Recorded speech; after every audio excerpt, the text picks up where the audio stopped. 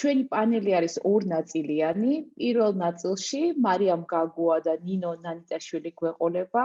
ძალიან საინტერესო ქალები, რომლებიც ბევრს მუშაობენ ტექნოლოგიებისა და ინჟინერიის განვითარებისთვის ქვეყანაში და ამ მიმართულებით გოგოების მოზიდვაზე. და მეორე ნაწილში გვეყოლება გეილ გენონი, angel investor სილიკონის ველიდან, რომელიც უკვე წლებია მუშაობს ბიოტექის მიმართულებით და აქვს სტარტაპების დატრენინგების და დიდი ტექნოლოგიური კომპანიების კონსულტირების დიდი გამოცდილება. თუმცა გეილს ჩვენ მივუბრუნდებით უფრო დეტალურად მეორე ნაწილში დაახლოებით 35-40 წუთში. მანამდე კი მინდა მივესალმო მარიამ გაგოას და ნინო ნანიტაშვილს, ოღონდ მან ცოტა მცირე, ასე ვთქვათ, შესავალს გავაკეთებ.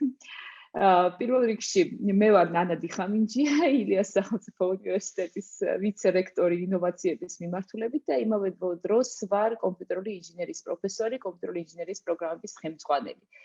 და ძალიან მინდა ხოლმე რომ რაც შევა ბევრმა ადამიანმა აირჩიოს ეს მიმართულება ტექნოლოგია და ინჟინერია. და ზუსტად იგივე უნდათ მარიამ გაგოას და ნინო ნანიტაშვილს. მარიამმა დაამთავრა სან-დიეგოს სახელმწიფო უნივერსიტეტის და ილიას სახელმწიფო უნივერსიტეტის ერთობლივი პროგრამა კომპიუტერული ინჟინერიის მიმართულებით. ჩემი სტუდენტი იყო და ძალიან მეამაყება ხოლმე ეს ამბავი. ახლა მუშაობს საქართველოს ბანკში და აქვს ძალიან საინტერესო სტუდია Fennec Tech Studio. ხოლო ნინო არის, ნინო ნანიტაშვილი არის ტექნოლოგიებისა და ინოვაციების კონსულტანტი, არა მარტო ადგილობრივი, არამედ საერთაშორისო გამოცდილებით და მას ძალიან ბევრი იცნობს სწორედ იმ აქტივობებით და ბანაკებით და ესეთ ბუთკემპებით და რაღაცა სხვადასხვა საჯარო ლექციების და ივენთების მოწყობით, რომელიც ყოველთვის მიმართულია გოგოების მოზიდვისკენ და ბავშვების ახალგაზრდების მოზიდვისკენ ტექნოლოგიებისა და ინჟინერიის კუთხით. Მინდა მოც დავიწყოთ შენით და მე ნელ-ნელა ორივეს დაგისვამთ კითხვას. მოგესალმებით პირველ რიგში და ნანა დიდი მადლობა ალბათ შენ ხარ პირველი და უმთავრესი ჩვენი შთაგონება რომ მე და მარიამი ამ რაღაცებს ვაკეთებთ და კი მართალია უფრო გვიან გაგიცანი ჩემ და სამწუხაროდ თუმცა მას მე მგონი რომ სულ ერთად ვართ უკვე ამდენი წელია ხო 2018 წელს ალბათ და ამდენი წელი გავიდა და მიხარია რომ ამდენ პროექტს ვაკეთებთ ერთად და შეგვიძლია რომ ვისაუბროთ ამ ძალიან მნიშვნელოვან თემაზე და დავაინტერესოთ უფრო მეტი გოგო რომ გადმოერთოს ჩვენკენ და წამოვიდეს ტექნოლოგიების სფეროში.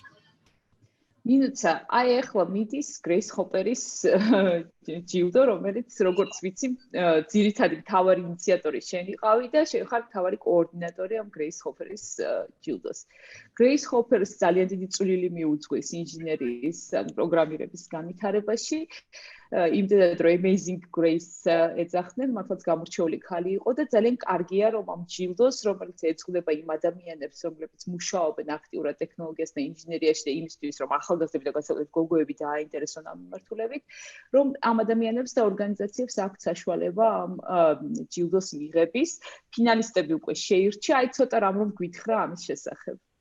კი ბატონო ნანა მადლობა ამის ხსენებისთვის და მადლობა შენი ჩართულობისთვის რა თქმა უნდა ამ პროგრამაშიც ჩვენი მიზანი იყო ან საქართველოში მსგავსი სახის რა თქმა უნდა უამრავი პროგრამა დაიწყო ბოლო წლების განმავლობაში განსაკუთრებით აქტუალური გახდა გოგოების და ქალების ჩართულობა ტექნოლოგიებში თუ თქვათ თუნდაც 6 წლის წინ თუ 7 წლის წინ ეს თემა საერთოდ არც იყო განხილვისაგანი და ხშირად მიწევდა იმის მტკიცება რომ ეს მნიშვნელოვანი თემა და არის აქტუალური თემა დღეს საბედნიეროდ უკვე არაერთი თანამოაზრე ყავს ამ ასე ვთქვათ თემას ამ ასე ვთქვათ ამ წამოწყებას რომლის არ გვლიوات ჩვენ ასე ვთქვათ ცდილობთ რომ ცნობადობა გავზარდოთ წამოწიოთ წინ კრიტიკული საკითხები და ვეცადოთ რომ შევცვალოთ ეს დინამიკა რომ აი ესეთი ცოტა არის გოგოების ჩართულობა და წილი ტექნოლოგიების სფეროში ეს არ არის მხოლოდ ქართული პრობლემა მთელ მსოფლიოში არის დაბალი მაჩვენებელი გოგოების ჩართულობის ვიცით ჩვენ რომ საკმაოდ ბევრი ქალი იყო ჩართული ინჟინერიის სფეროში Amazing Grace ვახსენეთ იყო ესე ვთქვათ ქალები რომლებიც მეორე მსოფლიო ომის უკან იდგნენ და ატეხავდნენ კოდს, ქალები, რომლებიც ასე ვთქვათ, კოსმოსში გაფრენის ოპერაციაზე მუშაობდნენ და არაერთი ქალი, რომელიც დღესაც არის. თუმცა გარკვეული სახის ასე ვთქვათ, სტერეოტიპების განვითარების შედეგად წარმოიქმნა ესეთი სტერეოტიპები, რომ თითქოს ეს სფეროები არ არის საინტერესო გოგოებისთვის და პირველ რიგში ალბათ ჩვენ თვითონ ვახდენთ ხოლმე რაღაცა ჩვენი თავის გამოყოფას ამ სფეროდან და აი ეს რაღაცები რაც ჩაგვესმის ბავშვობიდან ჩვენს გონებაში ილექება და გადავწყვეტთ რომ ჩვენ ვართ უფრო ჰუმანიტარული ესე ვთქვათ, რაც არც თუ ისე ცუდია ხო, რა თქმა უნდა, ძალიან კარგი რომ ჰუმანიტარული ვართ, თუმცა ეს არ გამორიცხავს იმას რომ შეგიძლია შენ დააკავშირო ეს ისეთ ძლიერ მეცნიერებებს, როგორიც არის STEM-ი, როგორიც არის ტექნოლოგიები და ჩვენი ამ ჯილდოს მიზანიც იყო რომ უბრალოდ გვეჩვენებინა საზოგადოებისთვის, რამდენად მნიშვნელოვანია ეს თემა,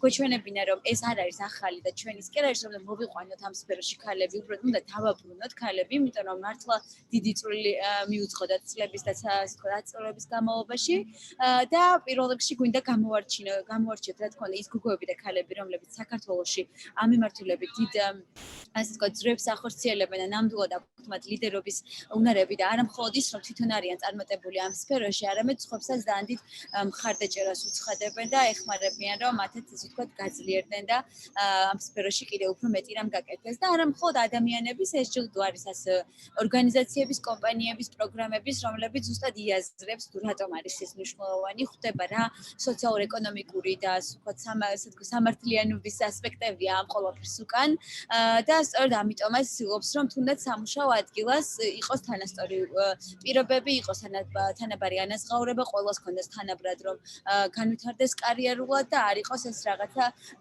უხილავი, თუმცა საკმაოდ მყარი შუშის კედლები და ჭერი, რომელიც ქალებს ხშირად არა მხოლოდ ტექნოლოგიების ინდუსტრიაში, არამედ სამწუხაროდ ბევრ სხვა ინდუსტრიაში ხდება ხოლმე. და სწორედ აი ამის თქმა გვინდა ჩვენ რომ ეს არ არის მხოლოდ ადამიანური კაპიტალის პრობლემა, ეს არის ზოგადად ინდუსტრიის პრობლემა და ყველას ვისაც უნდა რომ გქონდეს წარმატებული კომპანია, ყველას ვისაც უნდა რომ ტექნოლოგიებში წინ წავეწიოთ, უნდა ჩართოს ამაში საზოგადოების ყველა ნაწილი, იმიტომ რომ ძალიან მარტივად რომ შევხედოთ ტექნოლოგიების სფერო, მეცნიერების სფერო არის სფერო, რომელიც ყოველთვის არის რაღაცა ამოცანის ამოხსნის პროცესში, ხო და გადაწყვეტის პოვნის პროცესში და გადაწყვეტების პოვნისთვის ყოველთვის მრავალფეროვანი აზრი უფრო წინ წაწევს პროექტს, ვიდრე მხოლოდ ერთი ვიწრო ხედვა და სწორედ ამისთვის მრავალფეროვნება არის მნიშვნელოვანი.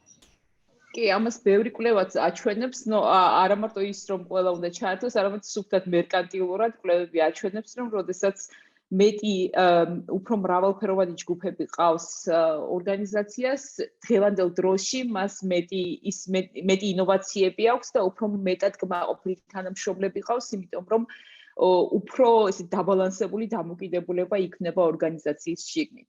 აი მარიამი არის სწორედ აი ამ გრეის ჰოფერის ჯილდოს მომავლის ლიდერის ერთ-ერთი ფინალისტი, გილოცავ მარიამ. და გარდა იმისა, რომ ის გოგო არის, რომელსაც კომპიუტერული ინჟინერიის მიმართულება დაამთავრა და ეხლა მუშაობს ტექნოლოგიურ პროგრამებზე საქართველოს ბანკში. ჩემთვის, როგორც ჟიურის წევრისთვის, ამ გრეის ჰოფერის ძალიან მნიშვნელოვანი იყო და ამიტომაც დაუწერე მე მათ შორის მარიამს მაღალი ყულა, იმიტომ რომ მნიშვნელოვანი იყო ის ფენექტექ სტუდიო, რომელსაც მარიამი აკეთებს. იმიტომ რომ ძალიან ხშირად შემხვდა, როგორ ვთქვათ, შთაგონებას იწვევს ეს ახალგაზრდებში და ინტერესდებიან გამოხმაურებები მხვდება ხოლმე, რომ აზიარებენ და ინტერესდებიან იმ მიმართულებებით, რომელსაც მარიამი განიხილავს. მარიამ, რამ ჩაგაგონა აი ამ არქის შექმნა, YouTube არქის შექმნა, უკვე 3000 დღეს რომ ნახე 3800-მდე გამომწერი გყავს, სუპერ. პირველ რიგში უღრმესი მადლობა მოწვევისთვის.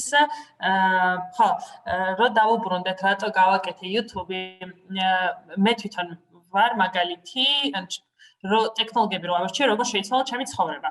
და აი ეს აღმოჩენა რომ გავაკეთე, რამდენი შესაძლებლობა გამიჩნდა, რაზე მიმიწვდებოდა უკვე ხელი, რაღაც ძალიან დიდი სურვილი მქონდა, რომ თან კითხვა მიჩნდებოდა, რომ ეს სფერო თუ ესეთი მაგარია და ეს პროფესია თუ ესეთი მაგარია, სად არიან ეს ბავშვები, რატო არ აბარებენ ამ სფეროზე და რაღაც ფიქრობდი და ძალიან ბევრ პროექტში რაღაცა ვერთვებოდი, სხვებთან ერთად რაღაცებს ვცდილობდი, რომ პოპულარიზაცია მომეხდინა ინიუნცას ერთ ერთ-ერთი პროექტი არის, პირველი ჩემი პროექტი, როცა მივედი სპიკერად და რაღაც რომ მახსენდებოდა ის გოგოები, როგორი შეიძლება და ერთი სპიჩით მართლა ჩაებარებინათ მე ინჟინერიაზე, იმდენად ბევრს ნიშნავდა ეგ მიღწევა ჩემთვის, რომ დიდი ხანი მინდოდა რომ რაღაცა ფორმა მიმეცა ამისთვის და უფრო ესე პროექტის სახით დამეწყო ამის კეთება. და ფიქრობ, რა სახით შეიძლება რომ ყველაზე დიდი იმპაქტი მქონოდა ამ ბავშვების გადაწყვეტილებაზე. თან მე ტარგეტ აუდიენსად ყავდა ბავშვები არჩეული, აი თინეიჯერები, ვინც ეხა წყვეტენ ამას საჩააბარან. მივხვდი, რომ ესეთი ბავშვები დღეს გაწყვეტილებას ნებისმიერ თემაზე, რავი, რა ჭამონ, რა იყიდონ, იღებენ სოციალური ქსელებით და ძალიან მარტივი, დაღეჭილი კონტენტით. და დღეს და კვლევას რომ ვაკეთებდი ქართულ ენაზე, ესე რთულად არის ხელმისაწვდომი ისეთი მოკლედ მასალები, გინდა ვიდეო, გინდა ბლოგი და ასე შემდეგ, რომელიც აი ძალიან ელემენტარულ ენაზე, დამწყებისთვის გასაგებ ენაზე ახსნიდა და ამაზე რომ ვფიქრობდი, მეთქი მოდი დავიწყებ YouTube-ით და TikTok-ით და რაღაცა ისე მარტივად შევეცდები რომ გადავთარგმნეს რთული რაღაცა პროფესიები, რომ ამ ბავშვს მოვანდომო, რომ იცი, მოდი არ ჩავაბარებ პირობითად, აი ფილოლოგიური ვახსენე ფილოლოგიურზე და წავალ ჩავაბარებ თემაზე, ხო, STEM-ზე. და მაგ დროს ეხლა ვფიქრობდი, რომ მე არ მაქვს იმდენი გამოცდილება, რომ ყველა პროფესიაზე ვისაუბრო. ხო, შემიძლია პატარა ჩემზე გავაზიარო, მაგრამ ძალიან ბევრი სხვა პროფესია, რომელიც ესე ძალიან ზედაპირულად თუ დავფარავდი და მანდ მივხვდი, რომ არც არის საჭირო რომ მე ვისაუბრო, არსებობენ ადამიანები, ვისაც წლების გამოცდილება აქვს, უბრალოდ რამაც უნდა შევთავაზო ეს პლატფორმა. და მან ძალიან დამეხმარნენ ჩემი თანამშრომლები, ჩემი ნაცნობები, მეგობრები, პარტნიორები და აგენინიცაც მინდა და ეხლა ერთად მინდაში ყოფილიყო, მაგრამ დედავებაში მოვიყარ. ხო, რომ ანუ მოდით, აქ მე უზრუნველყოფ მთლიანად ჩაწერას მონტაჟს და ამის მერე გავრცელებას სოციალურ ქსელში და რაღაც 1 საათით მოდიან ეს ადამიანები და თავიანთ პროფესიაზე ყვებიან მარტივი ენით და სცემენ ისე კითხვებზე პასუხს, როგორიც არის, რას ნიშნავს საერთოდ, მაგალითად მონაცემთა მეცნიერება, ხო?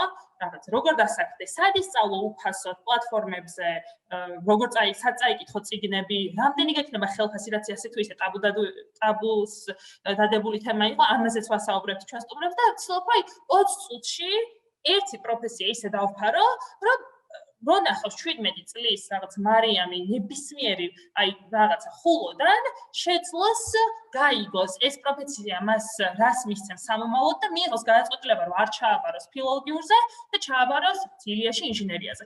აი ეს მინდოდა გამეჩინა რომ ის decision მომენტი, როდესაც ეს მარიამი გიორგი და რაღაცები წყვეტენ რაზე ჩააბარონ, აი ეს ყოფილიყო გარდამტეხი მომენტი რომ თუ ამ ვიდეოს ნახავს რომ შემოვატრიალო. და მაგიტო დავიწყე იდეაში ეს YouTube-ით, რომ მინდოდა რომ ყველა ქართველ ხალხს მოკლედ STEM-ზე ჩაებარებინა.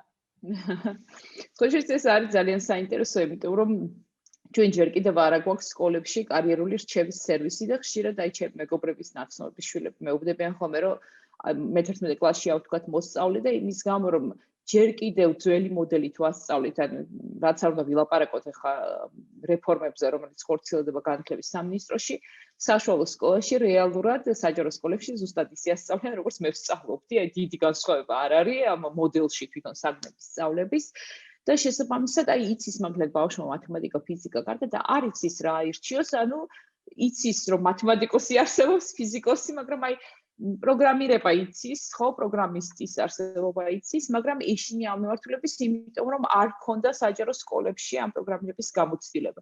და ამას რაღაცნაირად ვცდილობთ, ახლა განსაკუთრებით პანდემიის დროს ძალიან გავააქტიურეთ ეს მიმართულებები ილიას უნივერსიტეტში, ვცდილობთ რომ აი მოკლე კურსები გავუკეთოთ უფასოდ, ვთქვათ, პითონის, ან თამაშების შექმნის, ან ელექტრონიკის, აი საინჟინრო სკოლა გავაკეთეთ ძალიან კარგი გოგოებისთვის ამერიკის საელჩოს დაფინანსებით, სადაც ისინი ელექტრონიკაზეც მუშაობდნენ, სკრეჩზე თამაშებსაც აკეთებდნენ და საჩუქრად ოტობოტსაც იღებენ, თითოეული მათგანი იღებს არდუინოზე ოტობოტს, რომ მე სახშიც გააგრძელოს ამაზე მუშაობა და აი ამ ტიპის რაღაც ბანაკებით, რაღაცებით ახლა ბანაკებით მინუცამ ჩვენზე ადრე ბევრად დაიწყო, მაგრამ აი რაღაცა ესეთი რაღაცებით, რომ ამათ გაიცნონ ეს პროფესიები. მაგრამ იმავე დროს აი ძალიან მნიშვნელოვანია ჩვენ ყოველთვის ვავრცელებთ ხოლმე ინფორმაციას და მე ხშირად ყავს ქართველები ხოლმე, რომლებიც სილიკონის ველზე მუშაობენ ტოპ კომპანიებში, ხო, Apple-ში, Cisco-ში, Google-ში, მაგრამ მაინც დაინტერესება ბავშვებისგან იმდენად დიდი არ არის ხოლმე და ეს ზუსტად აი ეს შენი ასაკი ჯერ კიდევ მათთან რომელიც ახლოს არის, აი ძალიან მნიშვნელოვანი ახლახან დაამთავრე, ხო შაშან წინ დაამთავრე უნივერსიტეტი, ახლახან დაამთავრე და აი ეს არის მე მგონია რომ ძალიან მნიშვნელოვანი ამათთან საუბარი ამ მიმართულებით, ხო. ნინუცა მინდა კითხო, აი ჩემნინგის პროგრამით ახლახანჩა დაბრუნდი ხო ლონდონიდან ჩემნინგის პროგრამით შენ ისწავლე სწორედაც აი ამ ენტერპრენიორშიპის მიმართულებით ხო სტარტაპები ის განვითარების არ ვიცი ზუსტად პროგრამას რა ერქვა, მაგრამ შენ შეგვიძლია ზუსტად თქვა, აი ამ ინოვაციების და ენტერპრენიორშიპების მიმართულებით და ერთ-ერთი პრობლემა არის, რომელიც გეილსაც მინდა ზუსტად კითხო, რომ ერთ-ერთი პრობლემა არის, რომ ჯერ ხო ისე ცოტა ყავს ტექნოლოგიებში ქალები და აი სტარტაპებში კიდევ უფრო ტექნოლოგიურ სტარტაპებში, თორე სხვა სტარტაპებში მე მგონი ისე არ გვიჭირს, მაგრამ აი ტექნოლოგიურ სტარტაპებში კიდევ უფრო ცოტა ქალია. რა არის ამის მიზეზი და როგორ შეგვიძლია ამ რაოდენობის გასდა. ნამდვილად ნანა მართალია რომ საქართველოში ზოგადად ტექნოლოგიური სტარტაპების სცენა საკმაოდ ვიწრო არის და ეხლა ვითარდება, თუმცა ნამდვილად უფრო ბევრი სტარტაპი ყავს დღეს ვიდრე ყავდა რამდენიმე წლის წინ და მიხარია რომ სულ ყოველ სანამ წავედი და ჩამოვედი პირიქით უფრო მეტი ახალი სტარტაპი გაჩნდა ბაზარზე, თუნდაც პანდემიის განმავლობაში ბევრმა გადაწყვეტა რომ ეს რაღაცა გამოსავლის ძიებისთვის გამოეყენებინა ეს კრიზისი, თუმცა მართალია რომ ხალი სტარტაპერები, ხალი მეწარმეები ასევე მცირე არიან, რაც ასე ვთქვათ, სხვა სფეროებშიც არის, როგორც თქვი და ანუ ალბათ აქ რამდენიმე რაღაც თამაშობს, ხო, როლს ერთ-ერთი რაც არის, ასე ვთქვათ, მეწარმისთვის ყოველთვის დამახასიათებელი არის წვდომა იმ კავშირებზე და წვდომა კაპიტალზე, რომელიც საშუალებას გაძლევს, რომ შენ გადადგა მნიშვნელოვანი ნაბიჯები და აიღო შენ საკუთარ თავზე რისკები. რაც სამწუხაროდ ქალების შემთხვევაში განსაკუთრებით მაშინ, როდესაც საკუთარი ეკონომიკური დამოუკიდებლობაც კი ნაკლებად აქვს, წარმოუდგენელიც კი არის, ხო, რომ თქვათ ესე ადგედა არაფრით, არანაირი გარანტიით, არანაირი დანაზოგით ადგედა დაიწყო საკუთარი ბიზნესი და პირიქით ფულის ესე თქვათ მიღებაზე მეტად მის დახარჯვისთვის იყო მზად. ამიტომ ეს ალბათ არის ერთ-ერთი კომპონენტი, რატომაც ქალები მაინც ვუფრთხით ხოლმე ბიზნესების დაწყებას, რადგან შესაძლოა ჩვენი ეკონომიკური მდგომარეობა იმ სხვადასხვა ესე თქვათ ბარიერების გამო, რომელიც არსებობს და ესე თქვათ ამ დიდი გეფების გამო რაც არსებობს, ამიტომ ჩვენ რაღაც უფრო სხვა პოზიციაში ვართ და გვიჭირს ხოლმე ბიზნესების დაწყება და რაღაცა საკუთარ თავზე ემთხვევა რისკების აღება. რაც ვახსენე, კავშირების ქონა და ესე ვთქვათ, ნეტვორკინგი არის ერთ-ერთი მნიშვნელოვანი, ხო? ანუ ეხლა ადრე რომ ამბობთ ხოლმე რომ ყველაფერი ნაცნობობით ხდება, ეხლა ხდება ნაცნობობით ამ შემთხვევაში კონტაქტებს ეძახით მას და ანუ არ არის ნაცნობობა რომ არაფრის გამო ვიღაცამ რაიმე სარგებელი მოგცეს მუშაობა დაგაწყებინოს, თუმცა ესე ვთქვათ კონტაქტების ქონა, საჭირო დროს საჭირო ადგილას ყოფნა მნიშვნელოვანია და ესე ვთქვათ სოციალური კაპიტალიც ხო არის ერთ-ერთი მთავარი კაპიტალი, ანუ ურთიერთობები და ადამიანების კავშირი, რომელსაც ვამყარებთ. შესაბამისად, როდესაც ქალები ნაკლებად არიან ჩართული სხვადასხვა აქტივობებში, სხვადასხვა ბიზნეს წრეებში, მათთვის ეს კაპიტალი ბევრად ნაკლები არის და თუნდაც საყრდენი რომ სხვა ადამიანები ჩართონ ნაკლები არის და შესაბამისად ტექნოლოგიების სფეროში თუ ნაკლები ქალია ამ სფეროში, შესაძლოა თუნდაც არა ტექნოლოგიების სფეროში მყოფ ქალს არც იცოდეს, ვთქვათ, ვინ შეიძლება, ასე ვთქვათ, დაიყენოს გვერდში პარტნიორად და ტექნოლოგიურ ასე ვთქვათ, co-founder-ი თანადამფუძნებელი ყავდეს. ხო, ძალიან ხშირად მე ვხვდები გოგოებს და ქალებს, ისაც ტექნოლოგიების სფეროში უნდა გადმოსვლა, არის მარკეტინგის სფეროდან, გაყიდვების სფეროდან, სხვადასხვა ინდუსტრიებიდან, რომელიც შეიძლება კვეთაში იყოს, თქო, მაგალითად ჯანდაცვიდან არის და აინტერესებს ტექნოლოგიური ჯანდაცვის ტექნოლოგიების სტარტაპის განვითარება და უჭირთ ამ ტექნიკური ტალანტის პოვნა, რადგანაც მათ წრეებში უბრალოდ ესეთი ადამიანები არ ტრიალებენ, მათ მეგობრებში ესეთი ადამიანები არ არიან და ამიტომ რაღაცა ერთი და იგივე მასთან მივდივართ ხო პრობლემებთან, რომ აი ის რა სადღაც ნაკლები არის, მე ეს ყველაფერზე გადადის. ამიტომ მგონია, რომ უმნიშვნელოვანესია უნივერსიტეტის დონეზე ეს ამ კონტაქტების დამყარება და ნამდვილად მიხარია, რომ თუნდაც ილიას უნივერსიტეტში ამდენ პროგრამას, ჰაკათონს, ინკუბატორს აკეთებთ, იმიტომ რომ ეს არის მართლა ყველაზე მნიშვნელოვანი, რომ თუნდაც არატექნოლოგიური სკოლიდან სტუდენტმა გაიცნოს ის ადამიანები, რომლებიც სწავლობენ ინჟინერიაზე, იმიტომ რომ შეიძლება მართლა საოცარი გადაწყვეტები შეიქმნას მაშინ, როდესაც სხვადასხვა ინდუსტრიები ერთმანეთს დაუმეგობრდებიან და ჩვენს მენელსაც ის მინდა უთხრა იმის ეს განათლების ექსპლორი და ალბათ ყველა ფიქრობს საჩაბარს, როგორ ჩაბარს და რანაირად და ალბათ კარგი ამბავი ის არის, რომ წელს ვინც აბარებს და თქვათ მომავალ წელსაც ვინც აპირებს, იმდენად ბევრი საინტერესო პროფესია გაჩნდა ბაზარზე, რომ არც მე ხშირად მიჭირს ხოლმე რომ დავასახელო რევსემერები რომ შენი პროფესია რა არის როგორ წარგადგინდეს და ეჩენ ყველაზე ცუდი კითხვა ხოლმე ჩემთვის იმიტომ რომ უმეტეს შემთხვევაში მე თვითონ ვიგონებ ჩემს საკუთარ პროფესიას და ეს გონია ყველაზე ჯადოსნური რამ ხო რომ შეგიძლია ისეთ საქმე გააკეთო რაც არავის გაუკეთებია და შენ თვითონ შექმნას შენი პროფესია და თუნდაც მე მაგალითად ვსწავლობდი სოციალურ მეცნიერებებს სოციოლოგიას ფსიქოლოგიას პირველი მაგისტრატურაც ესე ვთქვათ სოციალურ მეცნიერებებში მაქვს შემდეგ ესეც მენეჯმენტის განხრა ხო თუმცა ჩემი გამოცდილება უკავშირდება ტექნოლოგიებს და სწორედ ამ თანაკვეთას ვცდილობ რომ ვიპოვნო რომ როგორ გამოვიყენოთ ტექნოლოგია როგორც ხელსაწყო იმისთვის რომ რაღაც პრობლემები გადავჭრათ როგორც სტარტაპმა თუ რაღაც პრობლემები გადავჭრათ როგორც პროგრამამ ინიციატივა ჯგუფმა ქალები გავაძლიეროთ ახალგაზრდებს მივცეთ რაღაც განათლების შესაძლებლობა და ასე შემდეგ ამიტომ ყველას გეტყვით რომ არ აქვს მნიშვნელობა სადაპირებს ჩაბარებას.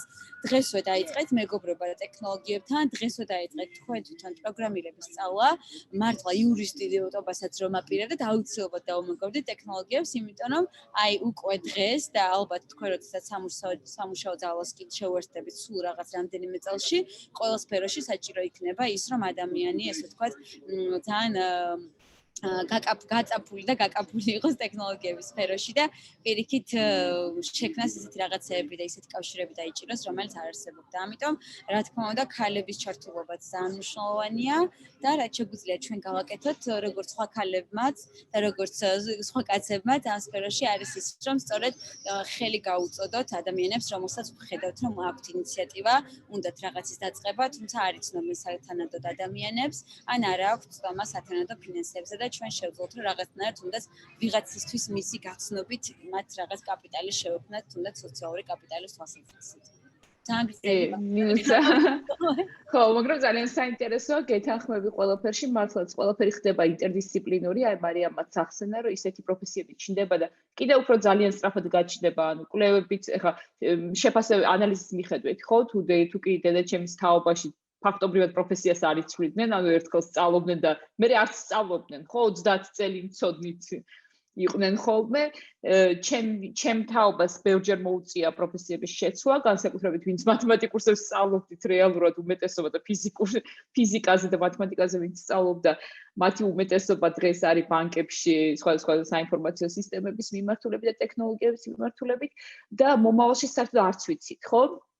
5 წელიწადში რა ტიპის პროფესიები შეიძლება გაჩნდეს და პროფესიებსაც რომ თავი დავანებოთ, ყველაფერი ხდება მართლაც ინტერდისციპლინური, მონაცემთა ანალიზი და ხელოვნური ინტელექტი ყველაფერში შემოდის. აი ხვალ გვაქვს ზუსტად 8 საათი ძალიან საინტერესო პანელი ერეკრე მაგნიტესთან და შოთარი ცისკარიძესთან, ჩვენს პროფესორებთან, რომლებიც ამ მიმართულებით მუშაობენ. და ახალგაზრდებს მოუწოდეთ მოусმინონ, რომ აი რაში გამოიყენება, დღეს უკვე გამოიყენება მონაცემთა მეცნიერება ყველა დარგში და რამდენად უფრო აქტიურად განვითარდება ეს ხელოვნური ინტელექტის და მონაცემთა მეცნიერების გამოყენება შემდეგი 5-10 წლის განმავლობაში ყველა მიმართულებაში. მარიამ, აი როცა შენ ირჩევდი სან-დიეგოს და ილიაუნის პროგრამას კომპიუტერულ ინჟინერიას, მაშინ ინჟინერიას კიდევ უფრო ნაკლები გოგო მიდის, ხო? მაგრამ ნელ-ნელა აი წლების განმავლობაში შენ იყავი პირველი, ვისაც მე ვასწავლიდი, პირველი კურსი ეს იყო, ვისაც სან-დიეგოში ვასწავლდი და შემდეგ უკვე აი ხედავ რომ ნელა იზრდება ხოლმე გოგოების რაოდენობა. აი მე სულ ვეუბნები გოგოებს რომ ტექნოლოგია და ინჟინერია იმიტომ ორი მთავარი მიზეზის გამო უნდა აირჩიონ.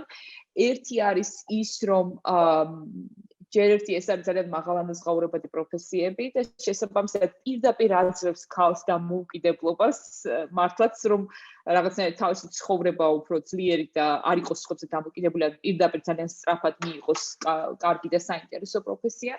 და მეორეც მგონია რომ ეს არის ზუსტად ის ინსტრუმენტი, რომელთაც სწრაფად შეგიძლია გარემოს შეცვლა, ხო? აი როგორც ინუცა ამბობს, შენ თვითონ მოიფიქრო საკუთარი პროფესია, მოიფიქრო საკუთარი სტარტაპი და ეს ზუსტად ქალების სტარტაპებზე დაგველაპარაკება ძალიან მალე გეილი. მე დამავიწყდა რომ შეკითხვები შეგიძლიათ ლაივში, მე მგონი ისაც იცით, მაგრამ ლაივი სადაც გადის ჩვენი რამდენიმე ადგილას გადის, ყველგან შეგიძლიათ რომ შეკითხვები დაგვიტოვოთ და ჩვენი სტუმრები აუცილებლად უპასუხებენ ამ შეკითხვებს. მარიამ, აი რას ურჩევდი? შენ რატომ ურჩევდი რომ ეს მიმართულება აირჩიონ ახალგაზრდებმა და განსაკუთრებით გოგოებმა?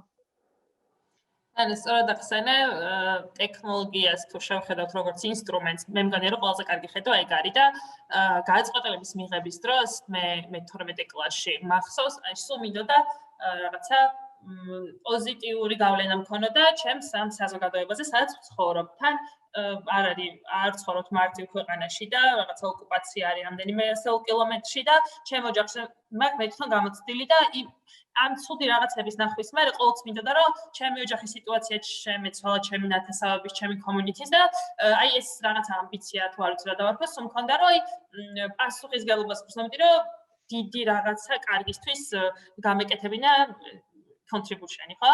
და თან რაღაც მათემატიკა მომწონდა და perfect match ვიფიქრე რომ ეგ არის. და დღემდე ესე ვუყურებ ტექნოლოგიას რა ერთი რომ ძალიან საინტერესოა რა თქმა უნდა პროცესი ინოვაციებს ქმნი, ხო? ანუ საუკეთესო პროდუქტებს ქმნი. პროცესი ძალიან საინტერესოა და ძალიან მაგარი კიდე მე რაც მომწონს ამ სფეროში არის და რატომაც ვურჩევდი გოგოებს განსაკუთრებით, არის რომ თქვენ შეგიძლიათ რომ ესე იგი გქონდეთ საშუალება ნებისმიერი იდეა, ნებისმიერი ამბიცია, ნებისმიერი ინიციატივა განახორციელოთ, იმდენად მაგარი იარაღები გეჭირებათ ხელში. ეგ არის. ანუ დღეს ესეთ მოქნილობას, რამხელა მოქნილობას ეს ტექნოლოგიები გაძლევს, არც ერთი პროფესია არ გაძლევს.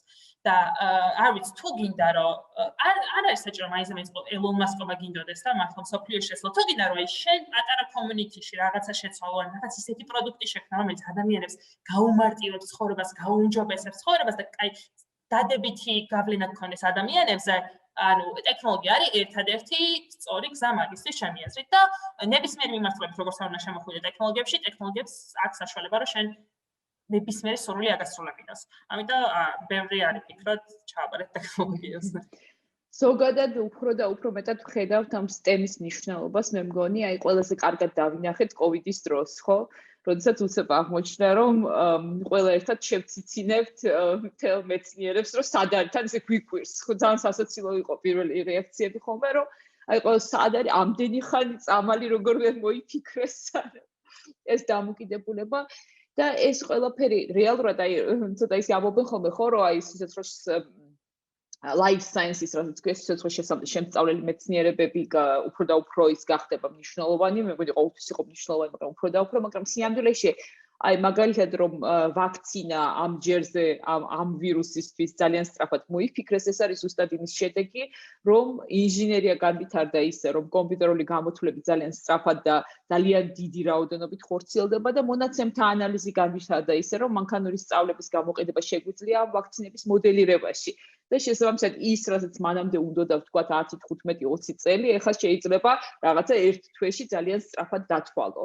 ხო, მაგალითად Pfizer-ის და Moderna-ს ვაქცინებზე ამბობდნენ, რომ ძალიან მარტივია იმის მოდელირება, აი თუ კი ახალი შტამები გაჩნდება, დაახლოებით 2 დღე უნდა გადათვლას იმისთვის, რომ ახალი ტიპის ვაქცინა შექმნა, რომელიც კონკრეტულად ამ შტამზე იქნება მორგებული. აი ეს ყველაფერი, აი სიამოვნებაში იმიტომაც გვჭირდება მეტი გოგო და მეტი ქალი ამ მიმართულებაში, რომ სამყაროს ჩვენს იგივე უკვე ძალიან სწრაფად ცვლის ტექნოლოგიები. აი თუნდაც Facebook ერთი სოციალური ქსელი რომ ავიღოთ, რომელიც 10 წლის წინ არ არსებობდა, დღეს სულ სხვა სამყაროში ვცხოვრობთ ამ სოციალური ქსელის გამო, ხო?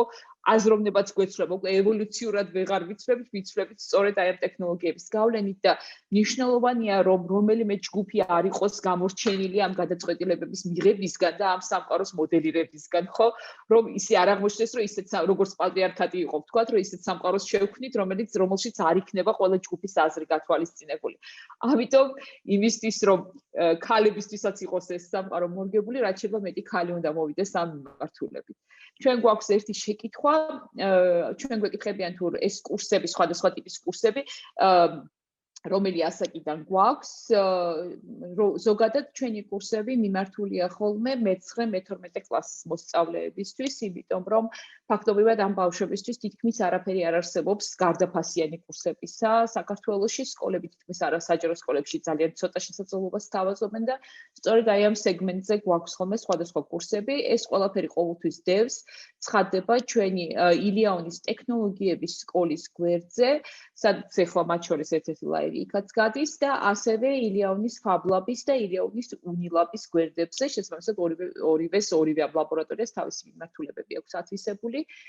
და გარდა ამისა ჩვენ დავიწყეთ ახლახან ძალიან საინტერესო პროექტი ევროკავშირის დაფინანსებით, დიდი პროექტი, რომლის ფარგლებშიც ილიას უნივერსიტეტი, საქართველოს ტექნოლოგიების და ინოვაციების სააგენტო, ICT კლასტერი და ინოვაციური განათლების ფონდი ერთად ქმნიან 100 სკოლაში საქართველოს რეგიონებში ტექნოლოგიურ კლუბებს. რაც კიდევ გრძელდება ეს შეკითხვა, რომ დაწყებითი კლასებისთვის გვაქვს თუ არა რაიმე, არა მხოლოდ მე-19-12 კლასებისთვის გვაქვს გამოცხადებული სხვადასხვა კურსები ხოლმე. ეხლა კიდევ გვექნება, ეხლა ამჟამად მაგალითად 50 გოგო რეგიონიდან სწავლობს ვირტუალურად ელექტრონიკას და პროგრამირებას სკრეჩზე და გარდა ამისა ზაფხულში გვექნება გერმანიაში ქართული სათვისტომოს მიერ წამოწყებული პროექტი იყო და ჩვენ ვართ მათი პარტნიორები. ზაფხულში 2 კვირის განმავლობაში 10 გოგო ახმეტიდან და 15 გოგო თბილისიდან გაივლის ასეთ მოკლე ტრეინინგებს, ერთკვირიან 2 კვირის განმავლობაში მოკლე ტრეინინგებს, როგორც ელექტრონიკის და ინჟინერიის, ისე ტექნოლოგიების მიმართულებით. ნინცა ძალიან დიდი მადლობა და მარიამ ძალიან დიდი მადლობა რომ ჩვენთან ერთად იყავით და დიდი მადლობა იმისთვის რასაც აკეთებთ ამ ქვეყანაში. მე სულ მგონია რომ ნებისმიერი ქვეყანა კონსტრუქცია ჩვენნაირი ქვეყანა რომელსაც ეს დიდი წყობრის სტრატეგიები განვითარების არ აქვს ესტონეთისგან განსხვავდებით მაგალითად და მუდმივად ეს რაღაცა ქაოსში ვართ ხოლმე. ამ ქვეყნისთვის განსაკუთრებით რომ ანუ ქვეყანა რომელსაც სისტემური ხედვა არ აქვს, მისთვის ძალიან მნიშვნელოვანია ესე თითოეული ადამიანის ჩართულობა. და პირველად მე მოხალისეობრივი პროექტები ამის ხშირად იყვები ხოლმე, დავიწყე ამერიკაში. როდესაც ერთ-ერთმა ამერიკელმა მშობელმა მითხრა, რომ აი თუ ისა რა ქვია, გინდა რობოტიკის კლუბი ამ პატარა ქალაქში, რატომ შენ თვითონ არ აკეთებ და ესე დავიწყე ამ რო ესე გავხდი რომ საშუალების შუა კლასების, როგორ ქვია, მე-6-7 კლასების რობოტიკის მწვრთნელი. და მე რაღაც შეჯიბრებებზე დავყავდა ეს ბავშვები და შემდეგ ამ ქალმა მარტინამ თვითონ დააარსა რამდენიმე ოჯახთან ერთად, რამდენიმე ქალთან ერთად დააარსა ადგილობრივი Discovery Center-ი. და როცა უკან მოვდიოდი, ანუ მაშინ რა 5 წელი ვიცხოვრე ამ პატარა ქალაქში, როდესაც ბრუნდებოდი უკვე ამ 20,000-იან ქალაქში, ზაფხულში დაახლოებით 40 რობოტიკსის თითოკვირიანი სხვადასხვა ბანაკი ჰქონდა ამ ცენტრს. და როდესაც კითხე მარტინას რომ ამას როცა იწყებდი, რას ფიქრობთ, რისი იმედი ჰქონდა, რომ იწყებდი, დაიწყეს რაღაცა მინიმალური პატარა, რაღაცა $800 მისცა რომელიღაცა ორგანიზაციამ და იყიდეს 8 ცალი კითი, პატარა ოღონდ ვიდუ და აი ამით დაიწყეს უნივერსიტეტმა დაუთმო ოთახი. და ბოლოს უკვე ესე იყვნენ და რას ფიქრობდი მეთქი და ვიცოდიო რომ ახლა სახს არავინ არ მიყიდიდაო და ესე აშენებულ რაღაცა შენობას არავინ არ მომცემდაო, მაგრამ თუ რაიმე დანგრეულს ვიყიდიდიო და მართლა ესეთი გააკეთეს, რაღაც დანგრეული შენობა იყიდეს, ყველას მოეძებნებოდა გარაჟში თითო კილას აღებავი ზედმეტი და ყველა იპოვიდა კვირაში 1 საათს იმისთვის რომ მოსულიყო და რაღაცა 1 კვადრატული მეტრი შეეღებაო და აი ეს მახსოვს ხოლმე და დიდი მადლობა იმისთვის რომ აი ამ 1 კილას აღებავს და უფრო მეც დებთ ხოლმე და აი ეს დრო ყოველთვის გაქვთ გაცილებით მეტი ვიდრე კვირაში 1 საათია იმისთვის რომ ჩვენი ქვეყანა უკეთესი იყოს. ახლა ძალიან დიდი მადლობა თქვენთან სულ მინდა საუბარი, მაგრამ უნდა გადავიდე გველოდება გეილ გენონი გველოდება. დაგემშვიდობებით, ბოლოს შეგიძლიათ თითო წინადადებით მიმართოთ მოსწავლეებს, რომლებიც ახლა გვისმენენ. დიდი მადლობა ნანა, მადლობა და მადლობა მარიამს და ყველას, ვინც ეხმარება, ანუ მოსწავლეებს, რომ რაღაცა არ ვიცი, ჩვენ რო ალბათ მოსწავლეები ვიყავით, მაშინ რო რაღაცები გქონოდა, იმას ვაკეთებ ცხოვრებისთვის ახლა დღეს, ხო და ამიტომ გონია რომ ისინიც მერე გააკეთებენ სხვებისთვის და ეს რაღაცა ჯაჭვი მერე უფრო გაგზრდის და გაგაუმჯობესებს როგორც ქვეყანას და ერთს და მადლობა ნანა კიდევ ერთხელ ყველაფრისთვის რასაც აკეთებ და მოწვევისთვის რა თქმა უნდა. მადლობა. მეგობრებო, ბეკი, ეხლა გადავალ გეილ გენონთან, რომელიც დიდი ხანია მუშაობს ბიოტექნოლოგიების მიმართულებით. უბრალოდ გეილთან მომიწევს ინგლისურად საუბარი. ჯერჯერობით წარმატებენ, შეგვიძლია ქართულად მივიღოთ თქვენი შეკითხვები და ვუპასუხებ თუ კი ქართულად გსურთ, ვუპასუხებ ქართულად. და ჯერჯერობით, მაგრამ ჯერჯერობით მომიწევს ინგლისურად საუბარი მასთან.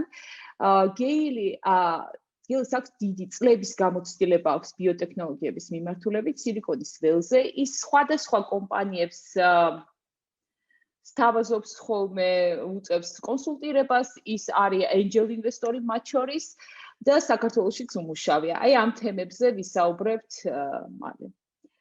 Hi Gail. Hello. I'm very glad that you are with us today. Thank you for joining us. And I'm very happy to see you. Gail, you have like vast experience. Your CV your resume is really, really nice to read, right? You have like years of experience being in biotech. You're angel investor, you worked with startups. So can you tell us a little about your experience in this area? Thank you so much for having me. Really appreciate that. My entrance into the biotech field, I was blessed to actually have mentors who recognized that I had particular interest in actually helping early stage startup companies actually flourish, and particularly focus in women-led startups. So helping women scientists transition from the bench, from management into entrepreneurship. And so that's how my sort of entrance into biotechnology started, because I myself had actually formally trained as an infectious disease epidemiology. Probably a little too much information having experienced it with COVID and all of this last year and a half. But with that, I leveraged my passion for science and my passion for helping women in science, and then also working with startup companies into this into the whole biotechnology field. It's amazing, right? You're working, you're giving, you're like a role model for young women doing being in tech and so on. And you're also working closely during the last years with Georgia Innovations and Technology Agency. And can you tell us what is exactly you're doing there, why you're coming so frequently to Georgia? Absolutely. It was very intentional for me to come to Georgia because of my public health background. This is an opportunity to help build a digital economy right. So having been a native of Silicon Valley and watching it grow or evolve in essence over the last 40 years, I felt very strongly that if I was going to be responsible for helping an emerging market develop, I wanted to do it in the right way. And I wanted to make sure that there was parity with bringing women to make sure that they were also brought up at the same time. So raise all boats. Right. And why is that important? Well, in essence, and this is what both the World Bank as well as Jutta had thought it was of value, is that, women are, in many ways, people often taken for granted, are often the decision makers in the household. They make decisions in terms of their values, in terms of the purchasing powers, in terms of the choices, and they actually do reflect the economy. And so one of the aspects that I thought was important in getting involved with Jutta and part of the World Bank initiative on building this digital economy was to ensure that the kinds of programs and courses that we teach with the early stage startup companies have a deep appreciation for the underlying values, how you build a company with removing a sort of unconscious bias about how you bring women into leadership, why the women in leadership is valuable. So I just quote some statistics that people will find and quite surprising. But for example, let's say for every gel that's invested for women deliver 2 times as much value for every gel, right? That is shown all over the world. The women are very good at and very creative in terms of leveraging their technology and leveraging the finances to help build a company to the next stage and actually make them revenue positive. The other thing that people find that's quite interesting is that with women that actually receive this is actually some quotes from, like, for example, McKinsey reports and Mass Challenge, is that women might receive probably, I would say, less than half in terms of investment dollars, but still manage to be successful entrepreneurs and delivering twice as much value. So that's an interesting thing. And if you look at the entire world, there's only maybe an infusion of somewhere between, on the lowest end, 0.5% to maybe the very upper end of 10% of all capital dollars are invested in women-led startups. That's a shame, because if you look at it from an investor's point of view, it makes economic sense to actually put money into women and more diverse women leadership teams. So that's an example of where trying to remove some unconscious bias. Unconscious bias goes in many different areas too. It's not just looking at how you invest your dollars, although that's dramatic economic influence, but also in terms of the kinds of courses you teach, removing what I call affinity bias. Sometimes people naturally make assumptions about what women bring to the table. And I just trying to talk about some of the things that are important, especially in the biotech area. Actually, in all technology, is that, what women bring uniquely is the fact that they have very creative and they're very talented. And so one of the things that they're natural collaborators and they're really good at bringing teams together. Something that's also very important that's often not talked about explicitly is that women are naturally intuitive. And so because they're naturally intuitive, they, if you're developing products, they actually bring better usability to the customers. So they're more customer centric. And that makes the product roadmap a lot more efficient and a lot more successful. So those are some of the things that especially in the area of biotechnology, where these are very large dollar amounts that are being brought to the table to help with the development is the therapeutic pathway or medical devices or diagnostics. Every dollar counts, because these are very large dollars, very long run rate in terms of the actual product development. So it's very important to be very efficient about the decision-making process. And that's where women have a very sort of I would say, not just a natural talent, but they cultivate and they want to be very inclusive and understand that people have different talents and expertise. By bringing them into the room and giving them a voice to actually provide input to the decision-making process makes for a much richer and more efficient process. Yeah, the first part of the panel, you wouldn't understand it because it was in Georgian, but that's what we were discussing also, because we had two amazing young women who are doing a lot to develop to attract more youth and especially girls to tech and engineering in Georgia. They both are really working hard, and that's what we were talking, that tech and engineering nowadays is the main tools to change the world, and we need involvement of women so they would not live in the world made by someone, right? So yes. they should participate in the changing the world.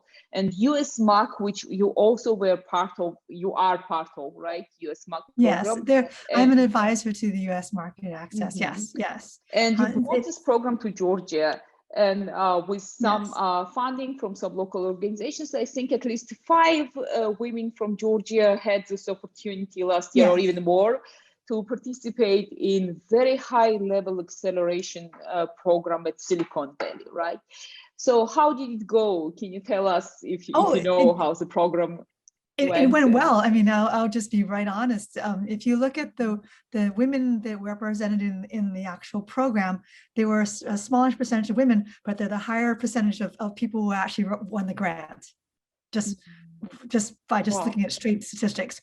Why is that? I think part of it was that the ability to innovate and creatively, repeatedly innovate, and sort of one of the philosophies we teach in sort of Silicon Valley is this rapid innovation, right? And how do you iterate over time and sort of leave your ego at the door. This is a hard one, right? So you leave your ego at the door and say, look, the customer doesn't reside in my head, right? Their customer resides outside. And to be really open and to listening and being able to take that information in and taking that information in and what to do with that information and how to translate that information into a process and the process into product. And so I think one of the reasons why women have done really well in these programs is that, first of all, it's based on meritocracy, right? So there's no the bias around that is that you're as good as your success. So whatever you show, whatever you manage to demonstrate, whatever you're able to articulate, that's what's going to help you excel, right? Because it's very clear communication. It's being able to do that efficiently. Being able to take the dearth of resources and being able to be creative about how do you leverage those resources. And I think one of the other things that really helped in terms of our program is that we gave them the tools to be able to look at the different ways to approach the problem and a very sort of very structured methodology to approaching the stepping wise through that process, so they could actually develop their product and be able to convey what they intend to, even if it's at the prototype stage, right? And so we have a number of women now through the Prospera Women's Program that we've been working on for the last 6 months now. and they'll go into the through the summer. They are many of them are Georgian women who we found were very high potential companies that we wanted to continue to invest in. And with the support of UN Women and USAID, we have that now among other small grantors. So it's been a tremendous experience for them, because it gives an opportunity to give voice, an opportunity to be very vulnerable, and then at the same time really sort of take a step back and look and develop leadership roles that they wouldn't otherwise have. So to that end, I also want to reinforce that in addition to all the STEM access and programs and encouraging early STEM exposure at the school age, is also to reinforce it's important to allow opportunities for leadership programs for women and young girls, and leadership programs and entrepreneurial programs, and to help understand that there's a really truly a mindset shift that happens in the programs that we provide. And then you look at the world very differently, right? You look at the world much more with more awe and wonder, and look at the different possibilities. So that's something that I think that's really important, that needs to work hand in hand when you're teaching these kinds of STEM programs.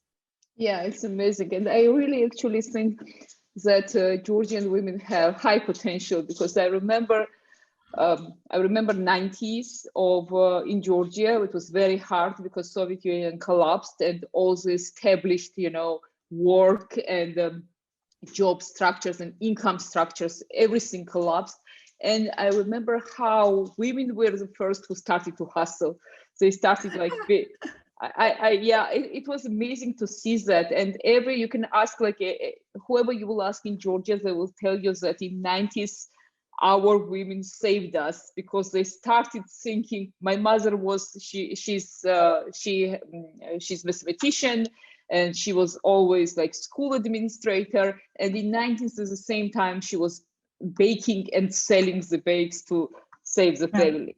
It was much harder for my dad and for a lot of men, because suddenly the whole structure of their life collapsed, and women adapted so quickly to save the children, to feed the children.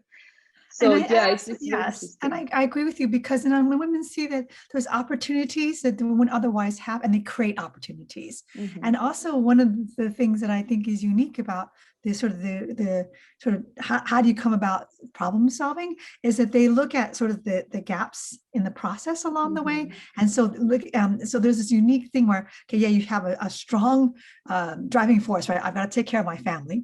Right. And then you see that there are areas in the ecosystem by which you could sort of quietly slip yourself through there, right? Quietly do things without having to necessarily tackle the larger problems. It's just sort of this microeconomy that women are really good at being able to identify and insert themselves in there in a very seamless way. And that's really very important. It becomes a lifeblood of many economies that people don't know about. So, one of the things that I have seen that's happened now with the post-pandemic recovery is looking at, one of the issues that fell very quickly was the whole gig economy, right? And then the part-time and being able to balance work life and all that. Well, I see that coming up quicker, because now with slow recovery from some of the large institutions, the gig economy can actually navigate through the systems without necessarily being disruptive or trying to challenge big issues at the same time. And that again, raises the boat. It raises the boat for all, it's like raise all boats, not just one boat. You're raising the boats for families and friends and anybody that women touch in the community. Again, biotech is becoming more and more attractive, right? And important for us. And we saw that especially during COVID, right? A lot of fast developments and a lot of things like that. So what can you tell? What are the main areas we will see become very important in near future in biotech? Oh, very good question. And Ashley, that's one of the reasons why I came to Georgia. Georgia, with its wealth of resources and wealth of science, and very strong in biology and chemistry and physics, and really one of I would say that they're early adopters of what would be now biotech. right? As you know, the history of biotech was often came out of the wellspring of plant technology. And so with Georgia and its rich and very fertile history, but also the actual physical land that you have there, and the ability to cultivate unusual kinds of plants that we don't have anywhere else in the country, I think it's just, Georgia's just ripe for being the next biotechnology center. And I'm very bullish, and maybe I'm very biased about it, but I feel very strongly about with that. And so what I foresee happening, three things that have been now a driving force. One of the first things that I saw that happened with the pandemic was food security. And Georgia, to my dismay, I found out that 70% of all the food during the pandemic was actually imported, and prior to the pandemic was imported foods for Georgia. And I was shocked because given the wealth of resources and the just all the things that I would say would be the natural field to actually build a very strong food economy, I think Georgia's well positioned, and so that was a surprise for me to hear that the food security was an issue. So that's one.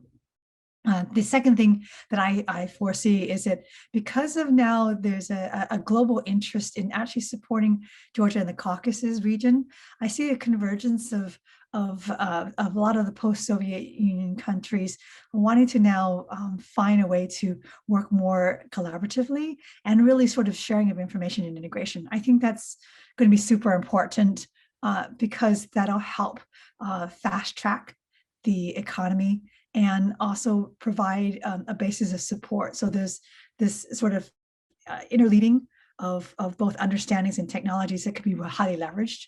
And I think that the World Bank sees that as well. So that's sort of two, is that you have that.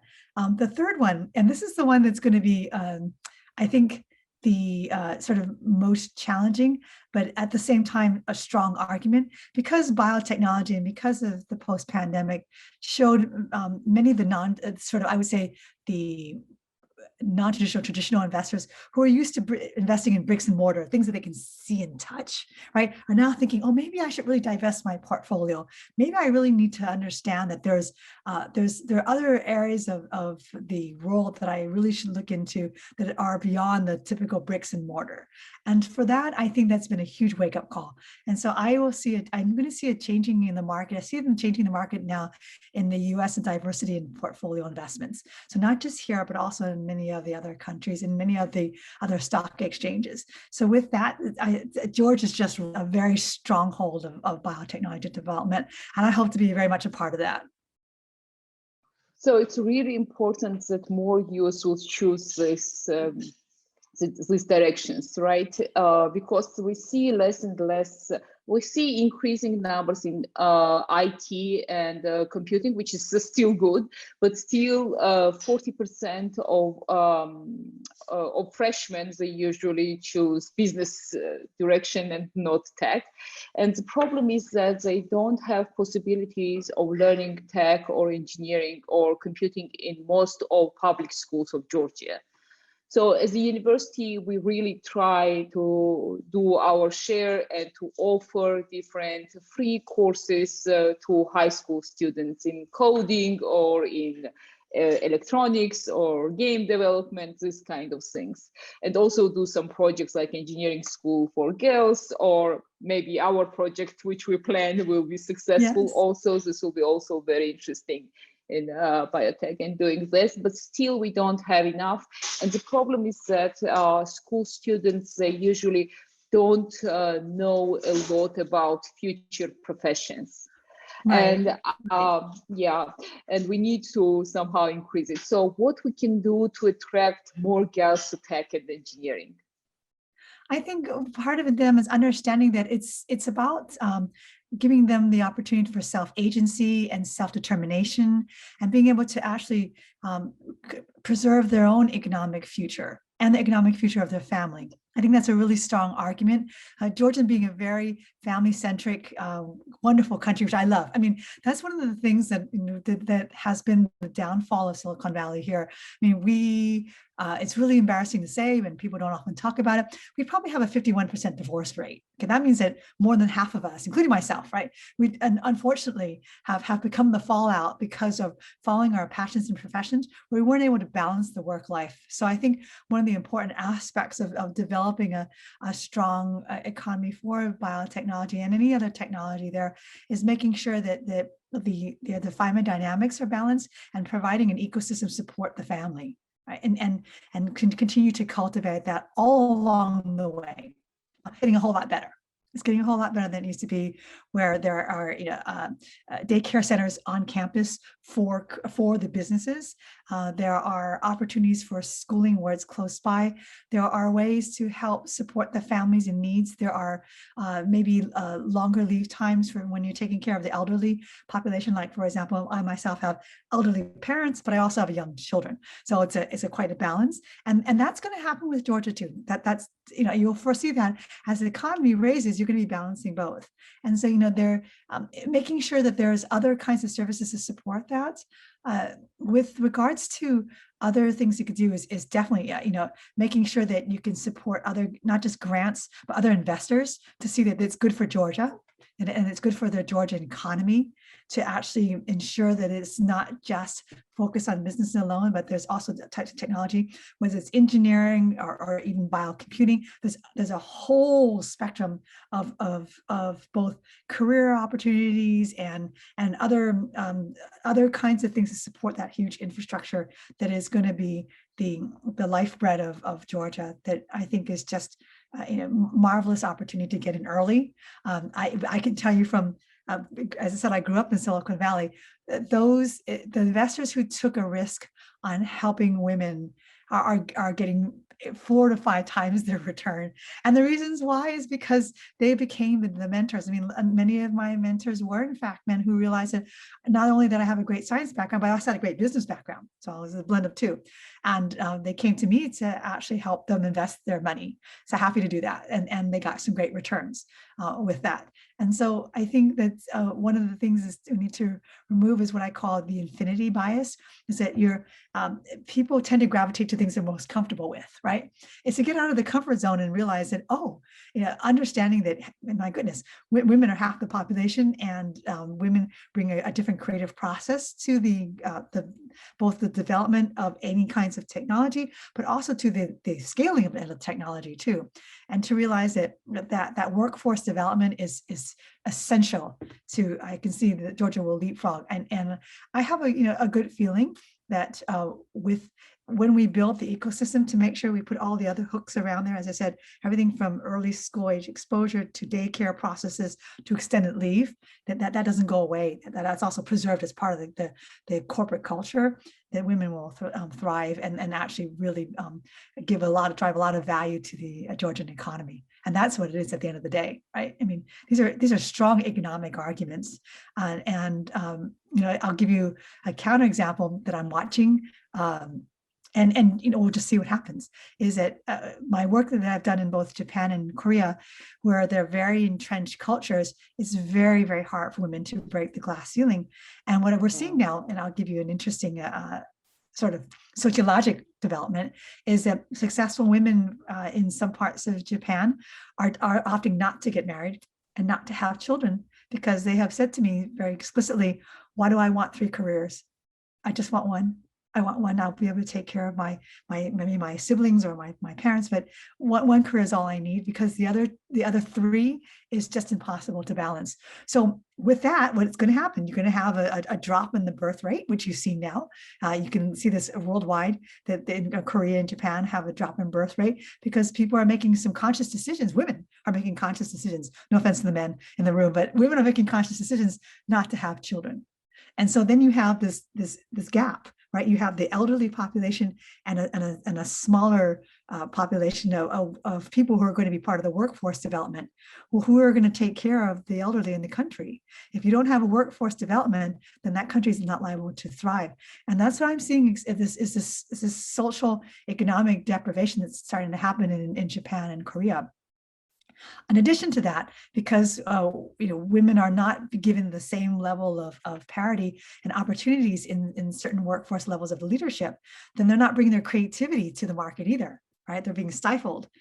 So if they're not given opportunities for leadership in certain parts of different industry verticals, or they're not giving funding to support these initiatives, then there's a stifling of creativity. So you've got twofold issue, right?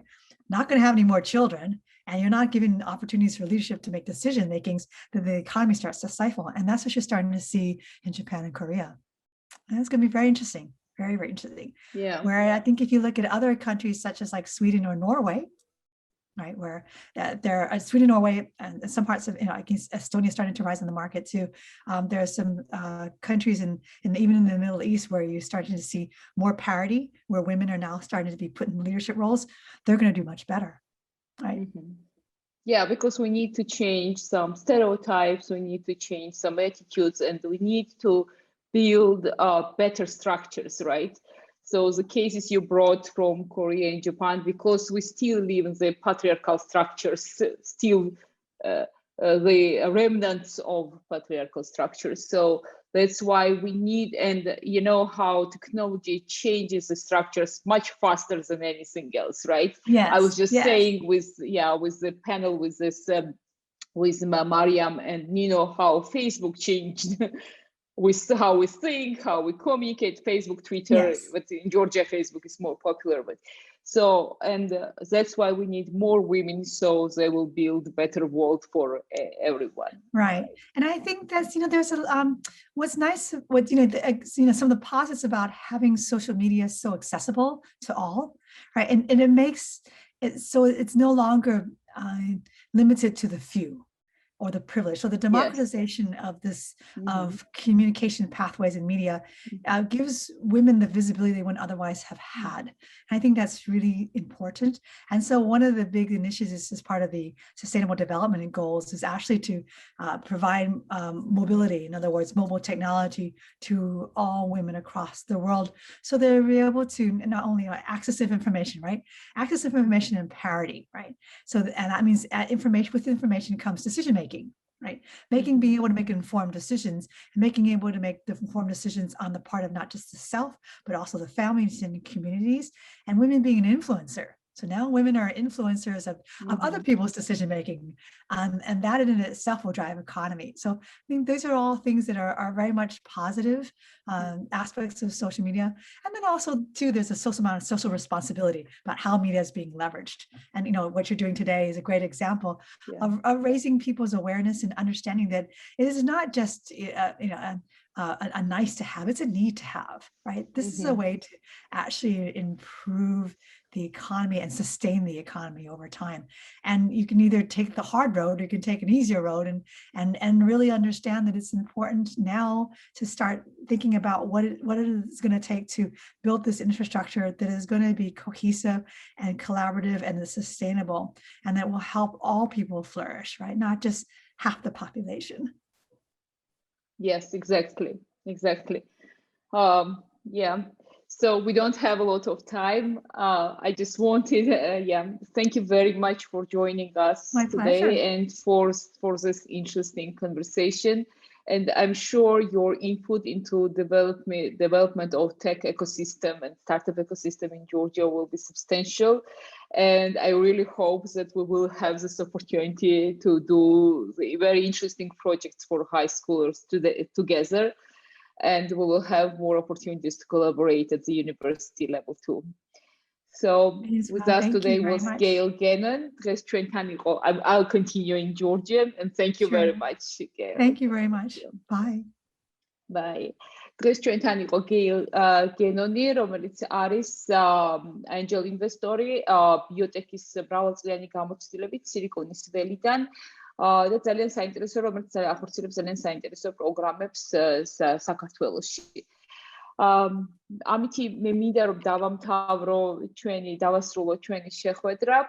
ჩვენ საუბრობდით ძალიან საინტერესო ქალებთან, მარიამ გაგუასთან, ნინო ნანიტაშვილთან და გეილ გენონთან ერთად იმაზე, თუ რატომ არის მნიშვნელოვანი ტექნოლოგია და ინჟინერია დღეს, ზოგადად STEM-ის მიმართულება რატომ არის მნიშვნელოვანი და რატომ გვინდა რომ მეტი გოგო მოვიდეს ამ მიმართულებით, როგორ მეტი ქალი ჩაერთოს ამ მიმართულებით, იმიტომ რომ ტექნოლოგია არის მთავარი ინსტრუმენტი სამყაროს შეცვლის და ამასთანავე ტექნოლოგიები და ინჟინერია ის მიმართულებაა, რომელიც ძალიან სწრაფად გაძლევთ დამოუკიდებლობას და მაღალანაზღაურებად სამსახურებს და არა მარტო ამას, ტექნოლოგიური სტარტაპები დღეს ძალიან სწრაფად ვითარდება, ჩვენ უკვე საქართველოში გვყავს რამდენიმე ძალიან წარმატებული სტარტაპი. აი ბოლოს Pulsar AI რომლის ერთ-ერთი დამფუძნებელი არის ზუსტადაც ქალი. Pulsar AI მიიღო ძალიან დიდი მოხდა მისი შესყიდვა ამერიკული კომპანიის მიერ, ანუ ძალიან დიდი დაფინანსება, ძალიან დიდი წარმატებას მიაღწია და ეს მაგალითები გვეუბნება იმას, რომ აუცილებლად ეს მიმართულებები არის ყველაზე მნიშვნელოვანი დღეს და მოგიწოდებთ რომ აუცილებლად აირჩიოთ ეს მიმართულებები. და იმ შემთხვევაში თუ კი თქვენ ჯერ არ გაქვთ გადაწყვეტილი და არიცით მოგეწონებათ თუ არა ტექნოლოგიები და ინჟინერია, ადევნეთ ხოლმე თვალი ჩვენი ტექნოლოგიების სკოლის Facebook გვერდს, ილიაუნის Facebook გვერდს და ასევე ილიაუნის ფაბლაბის და უნილაბის Facebook გვერდებს, იმიტომ რომ ჩვენ მუდმივად გვაქვს რაღაც პროგრამები სკოლის მოსწავლეებისთვის, მაგალითად ამხლა უკვე დამთავრდა თამაშების განვითარების კურსია დაიწყება ახალი, დამთავრდა ელექტრონიკის კურსია დაიწყება ახალი, მიმდინარეობს პითონის საწყისი კურსი და უფრო მაღალი დონის პითონის კურსები, მიმდინარეობს საინჟინრო სკოლა გოგოებისთვის და უკვე შერჩეულები არიან გოგოები საზაფხულო ბანაკისთვის, სადაც ისინი სხვადასხვა ტექნოლოგიებს ისწავლიან 2 კვირის განმავლობაში. და ამ ტიპის პროგრამებს ილიას სახელმწიფო უნივერსიტეტი მუდმივად ცდილობს რომ მიაწოდოს უფასოდ, ეს ყველა პროგრამა არის ხოლმე უფასოდ, იმისთვის რომ უფროს კლასელებმა მოსინჯონ რამდენად დაინტერესებთ ეს მიმართულებები.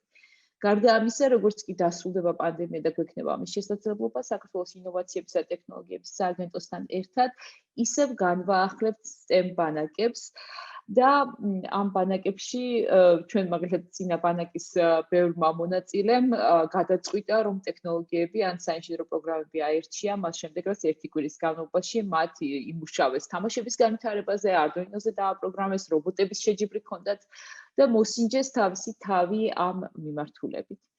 გისურვებთ წარმატებებს, უბრალოდ შეგახსენებთ რომ ხვალ შეგიძლიათ მოусმინოთ ჩვენი პროგრამების შესახებ ისევ ამ ექსპოს გვერდზე. არის მითითებული ლინკები, გვექნება საინჟინრო პროგრამების წარდგენა, მათ შორის კომპიუტერული ინჟინერიის, რომლის ხელმძღვანელიც მე ვარ. და გარდა ამისა, საღამოს გვექნება 2 ძალიან საინტერესო პანელი. ერთში ილიას უნივერსიტეტის პროფესორები, მიხეილ ელაშვილი და გოგა ვეშაპიძე მოგიყვებიან იმაზე, თუ რატომ უნდა ვისწავლოთ ინჟინერია, რა არის ინჟინერია ისეთი, რაც ცვლის დღეს ჩვენ სამყაროს და როგორ ვიყენებთ მას კვლევებში, თუნდაც ილიას სახელმწიფო უნივერსიტეტში.